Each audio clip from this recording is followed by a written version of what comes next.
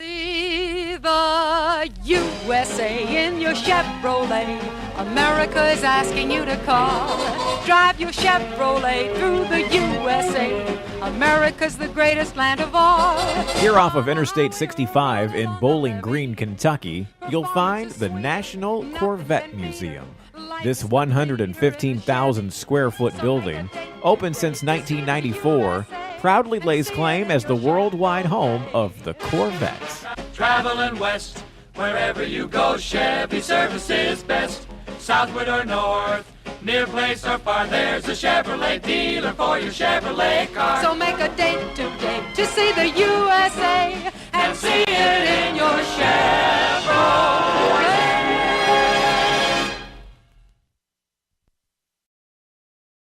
Beep, beep, beep, beep, yeah. More than 80 Corvettes from 1953 to present day are on display.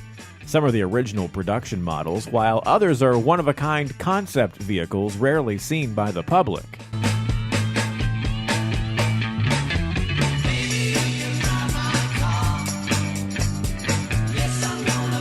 In addition to the vehicles on display, the museum has an impressive collection of memorabilia as well, all celebrating Chevrolet and the Chevy Corvette. John Londoff knows a thing or two about Corvettes.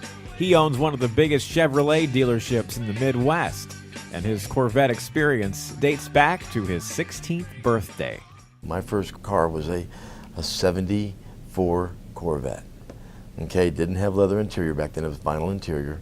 Didn't have power equipment, had roll-up windows, manual locks, but it had a 350 V8 high-performance engine with a 373 rear axle, a 3-speed automatic, and it was fast. But 1953 and 54, when the Corvette first came out, I mean, it was a beautiful car, absolutely beautiful car, and it still is today. The men who designed this had fun, and the builders and the testers had fun. And while it's never going to take the place of the family... It was 60 years ago when the first Chevy Corvette left the factory in Flint, Michigan. It happened on June 30th, 1953. The name Corvette comes from a line of small, fast Navy ships that were used in World War II. The Corvette was invented in 1951 by GM designer Harley Earl. They call her Corvette, and she belongs to the highway just for the sheer and simple joy of driving, for the open road and the country byway, for Mr. and Mrs. America in a carefree mood. In that first year, just 300 Corvettes were produced. They were white roadsters with a red interior. Each had 150 horsepower, 6-cylinder engines, and an automatic transmission. By the 1960s, the Corvette had jumped in production from about 10,000 to over 27,000 cars per year.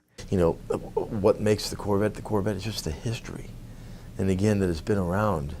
And just you look at the evolution, from the models in the 50s to the 60s. And some of the greatest production, the 1960 model. I think it had the dual side-by-side headlights with the curved, headlamps that went back into the body. Just a beautiful car. It just kind of oozes sex appeal for a car. Today, over 1.5 million Corvettes have been made in America and sold around the world.